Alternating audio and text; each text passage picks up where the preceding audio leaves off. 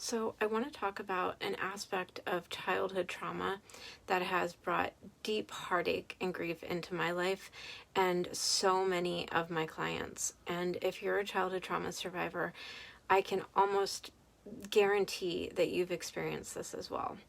So I am Morgan Wild, and I am a childhood trauma recovery coach, and I'm also a survivor of childhood trauma in my own life. I've been working on my own healing for the last 8 years, and today I work one-on-one with my clients to help them recover from their childhood experiences. This is an area that so many of us have to navigate, is this deep feeling of loneliness, isolation, and loss. I grew up in a family experience where I was constantly experiencing loss. I could be surrounded by people and I would still feel this deep lack of connection. And I spent a lot of my childhood sort of alone in my own head, and I carried this into my adult life. And there's so much navigating to do around this feeling of isolation and aloneness. So my experience was I carried this feeling into my adult life, and then I continued to struggle with creating healthy and sustainable relationships. So while I already felt very alone in my own little bubble, in my own little world, I have spent so many years of my life fluctuating in relationships and having a really hard time keeping solid relationships and maintaining them in my life. So we have all of these pieces where our reality is that we deeply feel alone and isolated, and we have had so much loss. And then we come into this stage where we choose to start bringing awareness to our trauma and to our experiences, and we start to heal. And now many of us step into a whole other area of loss, because as we start to grow and heal, it's very likely that we have a lot of people in our lives who have experienced their own trauma, we have dysfunctional relationships, we have unhealthy relationships. So as we start to grow and heal, the relationships that are unhealthy in our lives kind of get put on the chopping block. And we start to recognize patterns in these relationships that no longer feel good. They no longer serve us. So we start to see a new form of loss in our lives that it almost feels like we're bringing on.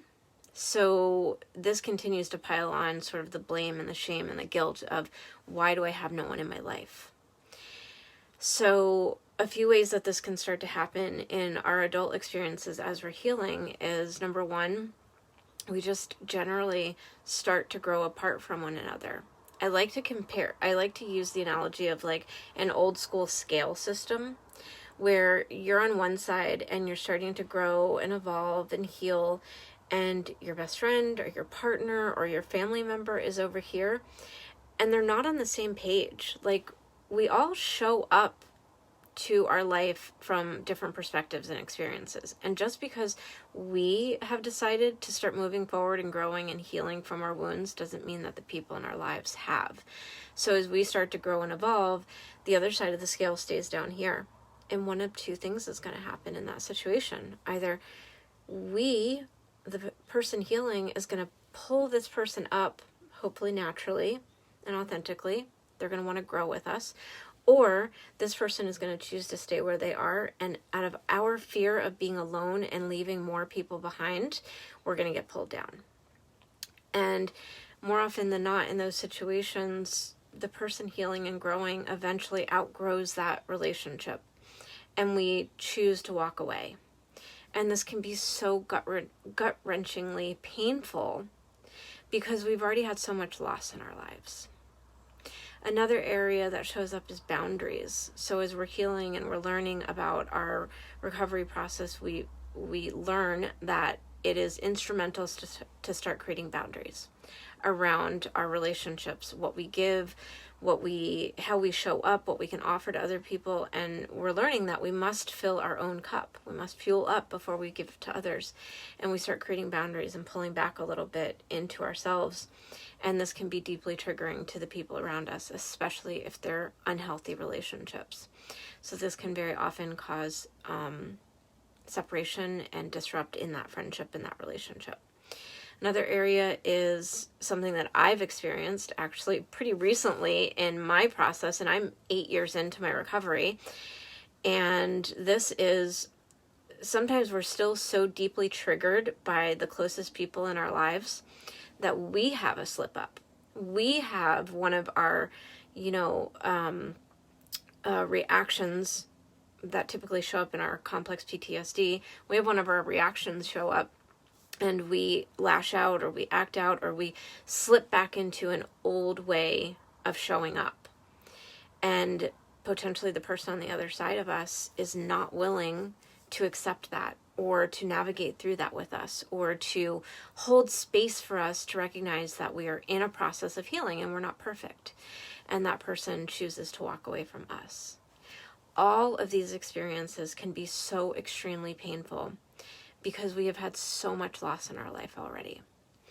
But I want to be here and be a guiding light to let you know that all of this is a normal part of the process to heal from our childhood trauma. That it's common and normal for us to come into our adult lives feeling lonely and isolated and not having a huge community. This is a normal response to abnormal experiences that we've had in childhood. And then we go on in these patterns and these old stories that we've carried with us, and we show up in our relationships with this old baggage.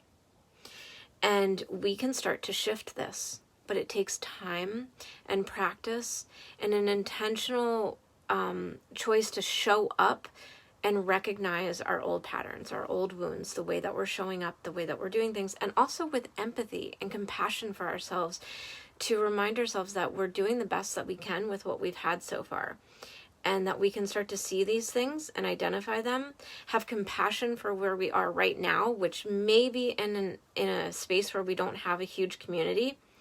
But that if we start to heal these wounds and we start to recognize the patterns, we can, in good health, begin to consciously let go of the relationships that are no longer serving us, so that we're not staying in them out of fear or guilt or pressure to do the right thing.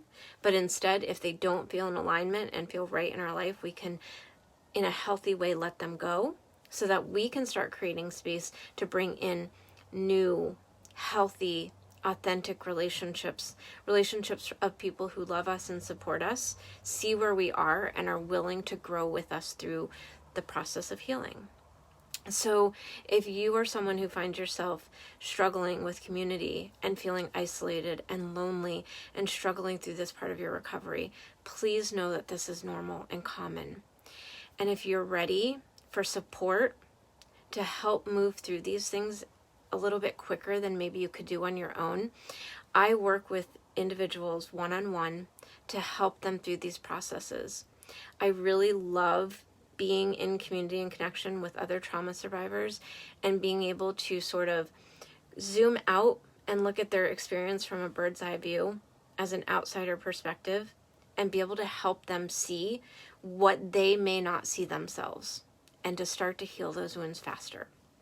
So if you have any interest in connecting with me, talking further about anything, please drop me a message. Let's connect. And I just want to send you lots and lots of love on your own trauma recovery journey. And I'm really proud of you for wherever you are right now in that experience.